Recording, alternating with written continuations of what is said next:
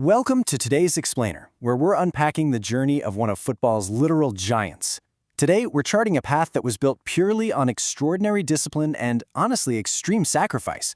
We're looking at a story of scale that is genuinely hard to wrap your head around at first glance, but as you'll see, it's grounded entirely in relentless, gritty reality. So let's just dive right in. Our source material frames this whole thing perfectly, stating, from a small island in Portugal to the biggest football stadiums in the world, this is the incredible story of Cristiano Ronaldo. I mean, we are looking at an unbelievable trajectory here, going from absolute, complete obscurity to becoming a global icon standing right in the center of the world's biggest arenas. It's like a movie, but it actually happened. Which brings us to part one, humble beginnings in Madeira. Okay, I want you to picture a young Ronaldo in Madeira. You see, we aren't starting with roaring crowds or million-dollar contracts. We're starting with severe poverty and profound daily difficulties. But through all of that, his focal point was always football. He held on to that early love by putting in intense practice, completely by himself. That image, just a child training alone in the streets, sweeping away distractions to just play, that makes literally everything that comes next possible. He was putting in the grueling work long before anyone was watching. Because he relied on a highly replicable foundation. We're talking about extraordinary discipline, relentless hard work, extreme sacrifice, unshakable confidence, and an absolute refusal to ever give up. This specific combination of traits, that is the engine that drove a young boy out of poverty. It wasn't just some innate magic or a couple of lucky breaks. It was a daily, conscious choice to outwork everyone else in the room.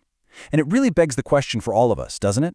How strong is our own foundation when absolutely no one is watching?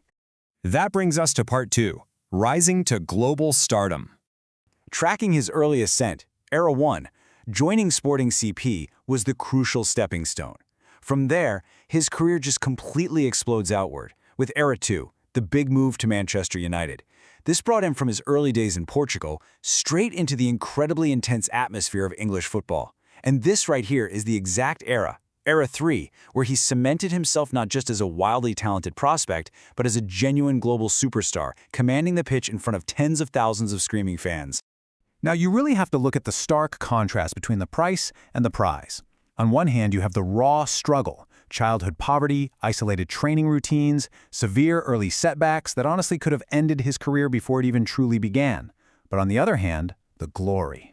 Every single triumphant celebration, every iconic breakthrough, and those absolute jaw-dropping goals, they were paid for in full by navigating that immense personal sacrifice. The glory was quite literally earned in the shadows. Let's move into part 3, the record-breaking real era. So, his peak years kick off with Phase 1, a monumental transfer to Real Madrid, which ushered in Phase 2, an unprecedented era of shattered records at the club level. I mean, he became an absolute goal-scoring machine, completely redefining what a successful season even looked like. But what makes this entire era so compelling is Phase 3, because simultaneously, he carried the profound emotional weight of representing Portugal internationally. He was quite literally carrying the hopes of his entire nation on his back while conquering the club football world. And this is where he reaches the absolute ultimate boons of his sport, lifting the UEFA Champions League trophy, and not just once, but becoming virtually synonymous with the competition itself. Plus, securing multiple Ballon d'Or awards, officially cementing his status as the absolute best in the world. But remember, these aren't just pieces of silver and gold. They're the physical manifestations of that early, lonely discipline back in Madeira. And that brings us to part 4, a legacy of relentless work. His later chapters honestly defy normal athletic limits. Period 1, he brought that unshakable confidence over to Italy with Juventus. Then, Period 2, he made a highly emotional, super dramatic return to Manchester United, which brought the whole journey full circle. And finally, Period 3, establishing a completely new chapter with Al Nassr. Most athletes would have rested on their laurels long ago. Actually, scratch that, almost all athletes would have. But his absolute refusal to stop working just keeps pushing his career forward into entirely new territories. So, what does this all mean for us? The ultimate takeaway from his story isn't just the sheer volume of goals or the heavy metal of the trophies. As our source material beautifully states, Ronaldo's story is not just about goals and trophies. It is about turning a dream into reality through relentless work. It proves over and over again that greatness, it isn't a gift. It is a daily, uncompromising choice.